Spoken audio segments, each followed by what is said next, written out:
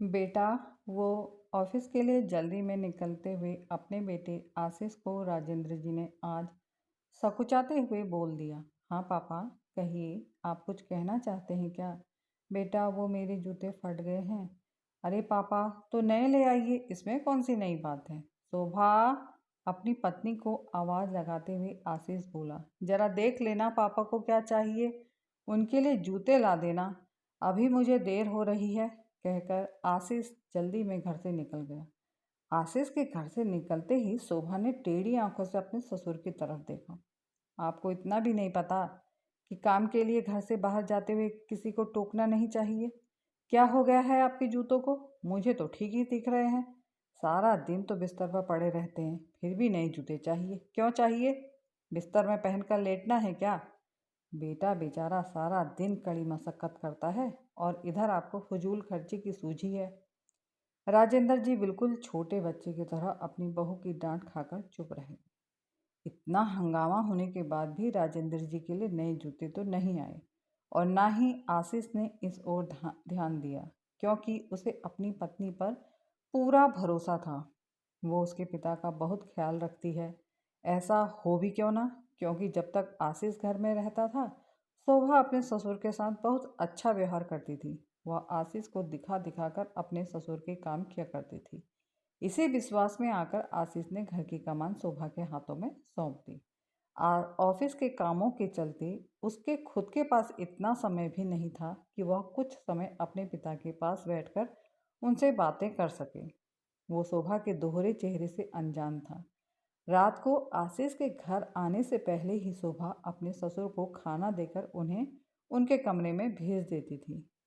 कभी आशीष पूछता कि पापा ने खाना खा लिया, तो शोभा कहती, हाँ हाँ, पापा को खाने में देर हो जाए तो फिर उन्हें अच्छे से नींद नहीं आती, इसलिए वो जल्दी ही खाना खा लेते हैं।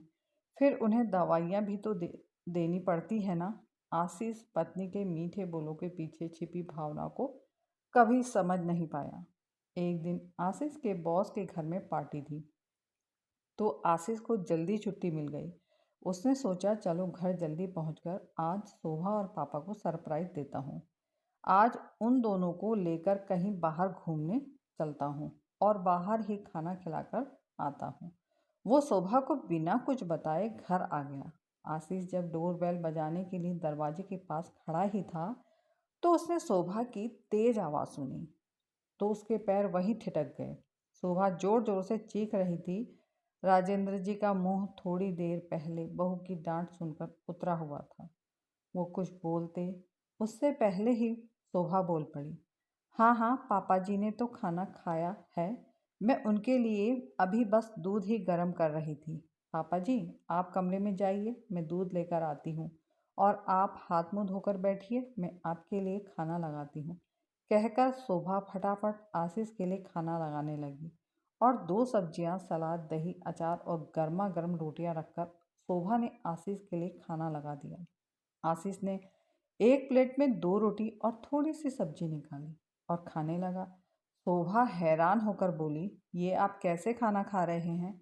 अरे, थाली में इतना कुछ लगाया है तो अच्छे से खाते क्यों नहीं? मैं तो बस यह देख रहा था कि मेरे पापा रोज कैसा खाना खाते हैं, जो तुम उन्हें मेरे आने से पहले बड़े प्यार से खिला दिया करती हो। आशीष की बात सुनकर शोभा को तो जैसे सांप ही सूंघ गया। जी जी, वह शोभा हकलाते हुए बोली।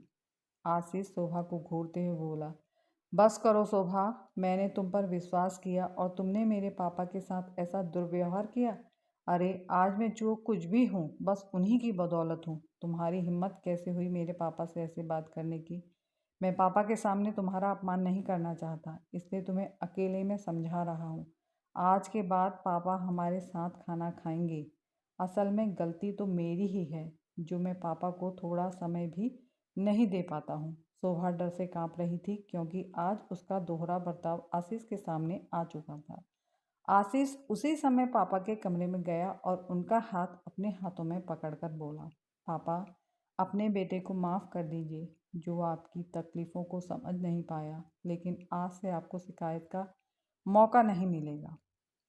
आपको किसी भी चीज़ की ज़रूरत हो या कोई भी तकलीफ़ हो तो आप मुझे बेझिझक बताइएगा। और हाँ, आज के बाद हम दोनों बाप बेटा एक साथ खाना खाएंगे। राजेंद्र जी आशीष के सिर को हौले हौले से सहला रहे थे। कहानी देखने व सुनने के लिए आप सभी का बहुत बहुत धन्यवाद। अगर आपको कहानी पसंद आई है तो प्लीज़ मेरे चैनल को सब्सक्राइब कर देना, लाइक कर देना, कमेंट कर देना, शेयर कर देना। धन्यवाद।